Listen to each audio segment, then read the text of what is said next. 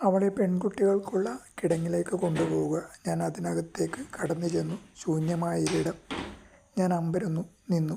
Fir മരത്തിൻ്റെ ചില്ലകൾ കിടക്കാനായി അതുമാത്രമാണ് അവിടെ ഉണ്ടായിരുന്നത്. ചുമൽ സഞ്ചി അവിടെയിട്ട് ഞാൻ പുറത്തു കടന്നു. അരമണിക്കൂർ കഴിഞ്ഞ് തിരിച്ചു വന്നപ്പോൾ സഞ്ചി കാണാനില്ല. അതിനകത്തുണ്ടായിരുന്ന ചീപ്പോ പെൻസിലോ ഒന്നുമില്ല. ഒന്നിൻ്റെയും അടയാളം പോലും ബാക്കിയില്ല. എല്ലാം എലികൾ തിന്നിയൊടുക്കിയിരുന്നു. പിറ്റേ ദിവസം രാവിലെ ഞാൻ കണ്ടു എലികൾ കാർന്നു തിന്ന് ബാക്കിയായ സഹപ്രവർത്തകയുടെ കൈകൾ. ഏറ്റവും ഭയാനകമായ സിനിമയിൽ പോലും ഞാൻ കണ്ടിട്ടില്ല. ബോംബ് വീഴുന്നതിനു മുമ്പ് ഒരു പട്ടണത്തിൽ നിന്ന് എലികൾ എങ്ങനെയാണ് ഒഴിഞ്ഞു പോകുന്നതെന്ന്.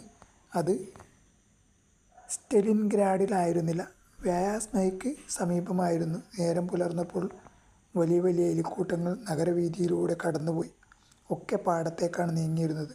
അവർ പാടത്തെ മണത്തറിഞ്ഞു കഴിഞ്ഞിരുന്നു. കറുത്തതും ചാരനിറത്തിലുള്ളതുമായ